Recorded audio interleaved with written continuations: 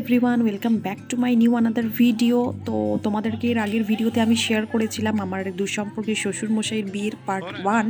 ওটা ছিল আইবুড়ো ভাতের ভিডিও। আর আজকে আমি তোমাদের সামনে নিয়ে চলে এসেছি বিয়ের দিনের সকালের ভিডিও।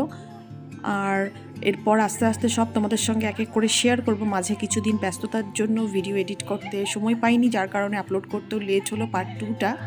তো চলো দেখতে থাকো আমরা কেমনভাবে এনজয় করেছিলাম সকাল থেকে। আর এখানে এত বেশি নিয়ম পালন করানো হচ্ছে দীপদাকে, যার কারণে দীপদা নিজেই কনফিউজ হয়ে যাচ্ছে যে কোনটার পর কোনটা করব।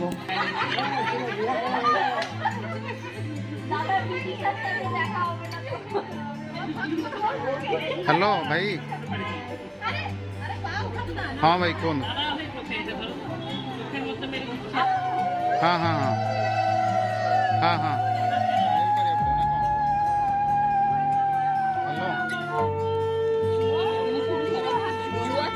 জুয়া খেলবে তো দাদা বিয়ের দিনটা, কত বড় হিম্মত।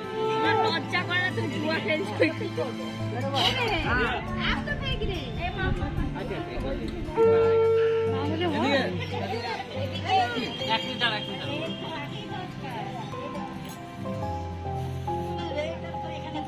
এই মাথাটা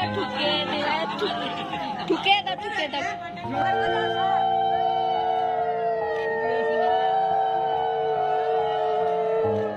বিয়ের সব নিয়ম টিয়ম শেষ করার পর খুব তাড়াতাড়ি দুপুরবেলায় খাবার দাবার খেয়ে আমরা রেডি হয়ে চলে এসেছি বরযাত্রী যাবো বলে।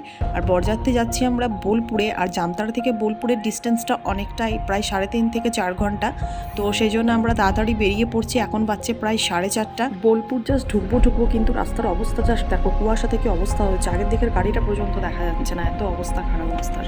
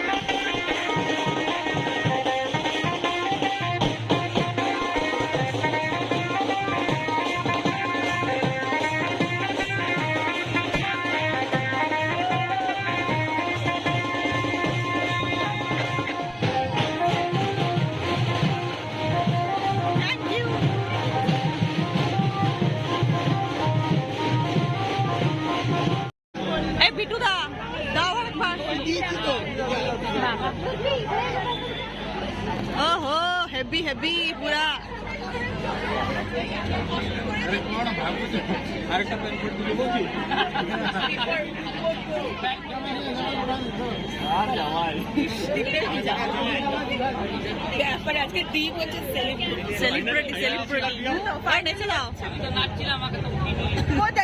এখানে ব্যবস্থা করবো।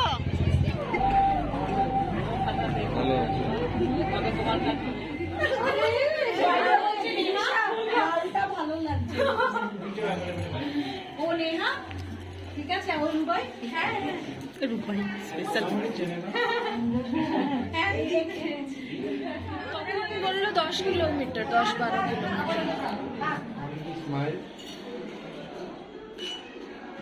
আমরা এখন টিফিন খেয়ে বসে আছি। এখন কাউকে পাইনি, একা একাই বেচারি খেলছে। তো আমরা এখন কি করবো বুঝতে পারছি না, ভীষণ ঠান্ডা বাইরে।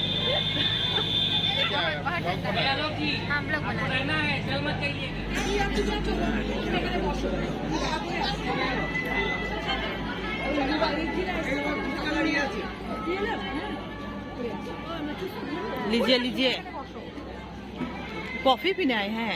कॉफी यहाँ पे गुपचुप है, आप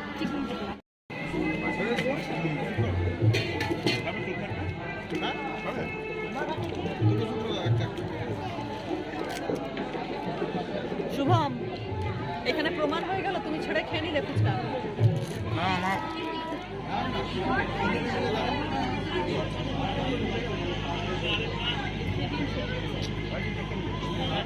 আমরা একদম অবস্থা পুরো খারাপ, নিচে অনেকক্ষণ ছিলাম কিন্তু প্রচণ্ড ঠান্ডা। তারপর লিপির মেয়ে রুবির অবস্থাও খারাপ, ওর ঘুম পেয়েছে, তো রুমে এসেছি আমরা।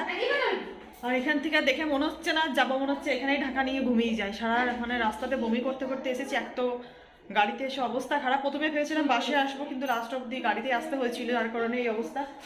তো যাই হোক, এখন বাজছে 11:30। এখন বিয়ের কিছুই শুরু হয়নি, আমরা কিছু খাইও নি, এখনও খাবার খেতেও বাকি আছে। তো যাই হোক, এখন এখানে দেখতেই পাচ্ছ বিছানা পুরো খালি পড়ে আছে, মনে হচ্ছে আমাকে ডাকছে শোয়ার জন্য। দেখা যাক কতক্ষণ কি জাগতে পারি, তারপরে এসে ঘুমাবো। এই যে বড়মশাই একা একা খেলে হবে, শাশুড়িকে খাওয়াও। বলেছো তোমার